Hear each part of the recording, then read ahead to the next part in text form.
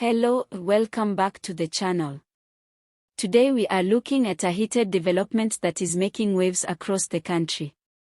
The Democratic Alliance, better known as the DA, has come forward demanding that the South African Police Service take firm action against Operation Dudula after its controversial healthcare blockade. Stick with me until the end so you can hear the sources of this news and try to verify it for yourself. Now, this has sparked a lot of debate in communities, in political circles, than even in hospitals. For those who don't know, Operation Dudula is a movement that has been actively confronting the presence of foreign nationals in South Africa. They've often positioned themselves at the center of service delivery issues, arguing that foreigners are straining the system.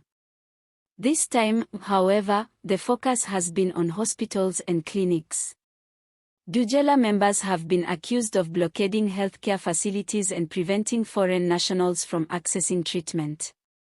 The DA's reaction to this is very direct. They are calling on the SAPS to stop sitting on the sidelines and take immediate action because, according to them, healthcare is a constitutional right and everyone, whether South African or not, should not be denied emergency medical attention.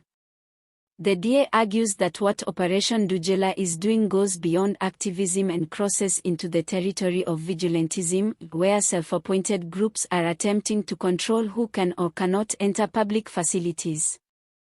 Now, let's not beat around the bush. Healthcare in South Africa is already under massive pressure. Hospitals are overcrowded, the queues are long, and the resources are limited. South Africans have been vocal for years about how tough it is to get proper medical attention in state facilities. So, when Dudula positions itself at the gates, blocking foreign nationals from entering, some locals say they understand the frustration behind it. But at the same time, the DA says that allowing such actions to continue unchecked undermines the rule of law. The DA's point is that if everyone who is frustrated with service delivery decides to take the law into their own hands, the country will descend into chaos. Imagine if one group blocks water trucks, another blocks schools, and another blocks supermarkets. That's the slippery slope they are warning about. On the other hand, Operation Dudula argues that they are simply standing up for ordinary South Africans who feel neglected by government. They say locals are often pushed to the back of the queue while undocumented foreigners manage to access services. They believe they are acting on behalf of South Africans who can't afford to have their voices drowned out. But here's where it gets complicated. The Constitution of South Africa is very clear: nobody can be denied emergency medical treatment. This means that hospitals are legally obligated to provide care in urgent cases regardless of nationality or documentation. The DA is saying that if Operation Dudula continues to interfere in this constitutional right, then SAPS must step in firmly and immediately. The DA has also hinted that this is not just about health services but about law enforcement showing whether they are truly impartial. If SAPS fails to act, critics will say the police are turning a blind eye to actions that threaten national stability. It could also raise questions about whether some groups are allowed to break the law while others are not. Now, what does this mean for ordinary South Africans? For starters, it throws us back into that debate about resources, migration, and constitutional rights.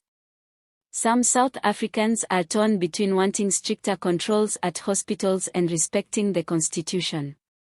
Others simply want to see politicians stop pointing fingers and instead come up with solutions to make healthcare more efficient for everyone.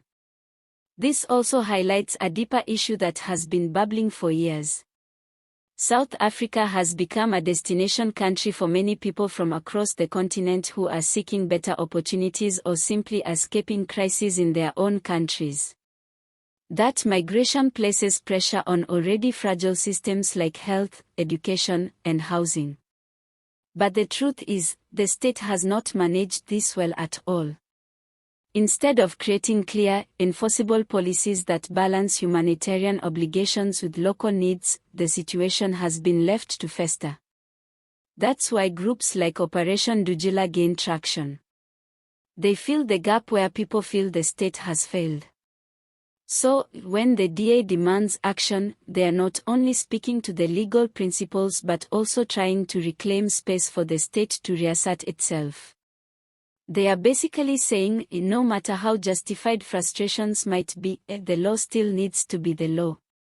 Because once you allow parallel systems of enforcement, it becomes very difficult to restore order. Now, I want to pause here and remind you to please subscribe to the channel.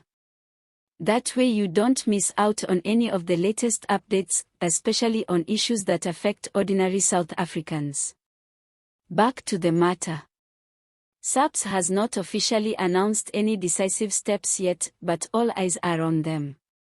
The country is watching to see whether they will respond to the DA's call, or whether Dudula will continue operating without consequence.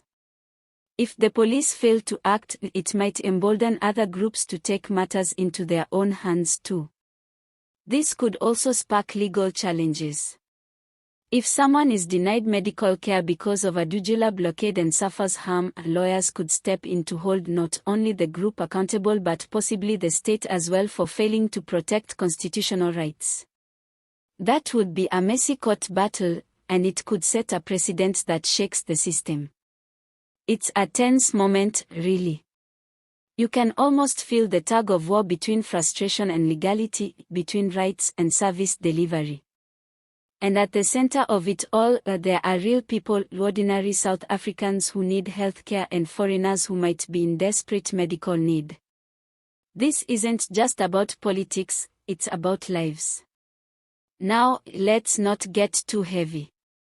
On a lighter note, I always say South Africa is one of those places where you could be standing in a queue for hours and still end up laughing at the jokes people crack around you.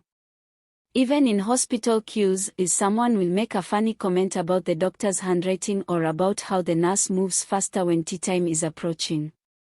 So maybe if Operation Dudula and the DA ever sat down in a hospital waiting room together, they'd end up laughing at the same jokes before arguing again about who belongs where. Sometimes we need that South African humor to get us through these serious debates. So, as it stands, the DA wants SAPS to take action, SAPS is under pressure to show their stance, and Operation Dudula is holding its ground. The future of this issue will likely depend on how firmly the state chooses to respond. Will they act, or will they let the situation drag on until it sparks an even bigger confrontation? Only time will tell.